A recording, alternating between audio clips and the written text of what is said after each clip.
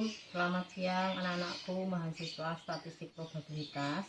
Pada hari ini kita akan melanjutkan materi yang kemarin minggu yang lalu tentang menaksir parameter.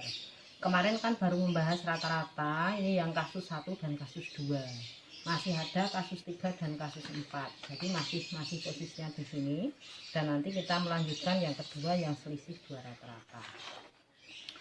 Untuk yang kasus ketiga kemarin seperti ini. Untuk N yang data sampelnya kurang dari atau sama dengan 30, maka kita gunakan rumus X bar minus T setengah alfa N min 1. Jadi rumusnya ini sama, S per akar N lebih kecil mu, ini X bar tambah T setengah alfa N min 1 S per akar N. Nah, sekarang T setengah alfa N min 1 ini jadi satu kesatuan. Cara mencarinya nanti seperti ini, mencari T setengah alfa N min 1. Tadi tabelnya sudah saya kirim di grup. Misalnya interval keyakinannya 95%, berarti sisanya kan 5% ya.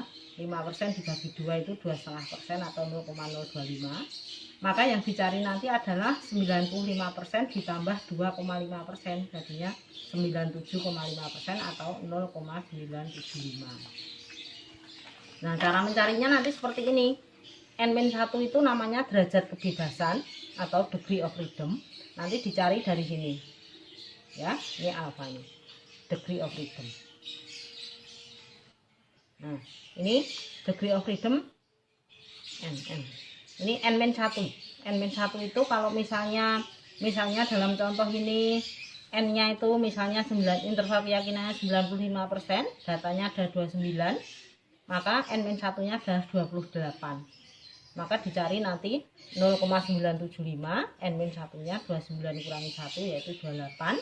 Ketemunya di tabel itu nanti angkanya 2,0484. Nah, cara menghitungnya sama persis seperti kemarin, tidak ada bedanya.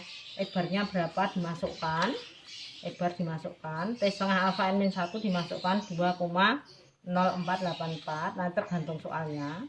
S-nya simpangan bakunya berapa diketahui dari soal, akar N-nya juga diketahui dari soal. Begitu ya cara mencari untuk T setengah alfa. Sedangkan untuk kasus yang keempat jika N-nya itu kurang dari atau sama dengan 30, tetapi N kecil dibagi N besar kali 100%, berarti N besarnya nanti banyaknya data populasi itu diketahui. Setiap ada soal nanti dicek dulu ada N besar atau tidak. Lebih dari 5% maka ditambahin. Ditambah akar N besar kurangi N kecil dibagi N besar kurangi 1. Namanya ini faktor koreksi, ditambah dengan faktor koreksi. Ini juga satu kesatuan. Nanti dihitung, dikalikan dulu, terakhir baru dikurangi, di sini ditambah.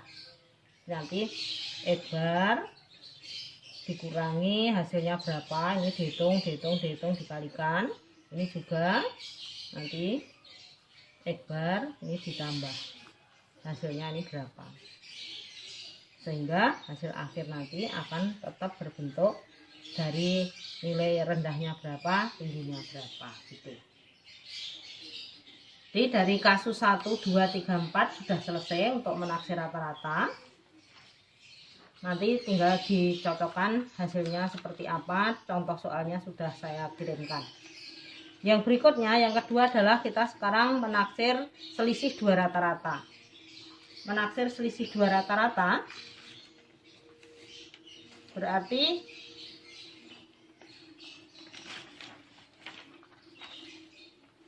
nanti ada dua nilai, ada dua buah nilai rata-rata dan nilai simpangan baku. Nilai rata-ratanya diketahui, misalnya nanti seperti ini, N1-nya itu berapa, N2-nya berapa, S1-nya berapa, S2-nya berapa. Nah, rumusnya nanti ada 2 macam. Rumus yang nomor 1, kalau N1 ditambah N2 itu lebih dari 30, maka digunakan rumus ini, X bar 1, rata-rata sampel 1 dikurangi rata-rata sampel 2, dikurangi Z setengah alfa, kalau lebih dari 30 pakainya tabel Z, dan S gabungan. S gabungan itu nanti ada rumusnya sendiri seperti ini, rumusnya S gabungan. Ya, ini rumus S gabungan. Akar N1 dikurangi 1 S1 kuadrat ditambah N2 kurangi 1 S2 kuadrat dibagi N1 tambah N2 kurangi 2. Ini S gabungan, nanti dihitung dulu. Kalau sudah dihitung baru dimasukkan nilainya. Z-nya dicari dari tabel. Akar 1/N1 tambah 1/N2 dari soal. Ini X bar 1 kurangi X bar 2 dan seterusnya, sama. Rumus yang kedua, jika N1 tambah N2 itu kurang dari atau sama dengan 30, berarti datanya kecil. Nanti menggunakan X bar 1 mengibarat Z setengah alfanya diganti T setengah alfa. T setengah alfa N1 tambah N2 min 2 ini adalah derajat bebasnya.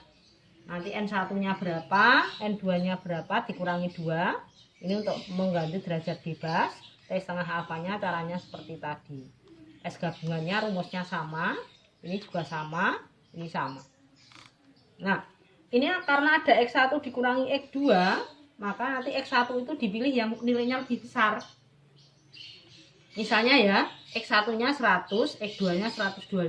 Berarti kan lebih besar yang 125, maka nanti dibalik ngitungnya. Ngitungnya dibalik X bar 1 kurangi X bar 2 diisinya 125 kurangi 100. Supaya hasilnya itu positif. Karena dalam statistik itu selalu berusaha nilainya positif. Begitu. Nah, contoh untuk menghitung S gabungan. S gabungan itu misalnya seperti ini tadi. N1-nya 100, N2-nya 80, S1-nya 15, S2-nya 13. Itu S gabungan adalah akar N1 kurangi 1, berarti 99, kali 15 kuadrat, ditambah N2 kurangi 1, 79, kali 13 kuadrat, dibagi N1 tambah N2 kurangi 2, 100 tambah 80 dikurangi 2. Isinya nanti akan berapa sini? 99 kali 225, 15 kuadrat 225 ya. Tambah 79 kali 169, dihitung nih, dihitung dibagi 178 gitu. Nanti akan ketemu S gabungannya berapa.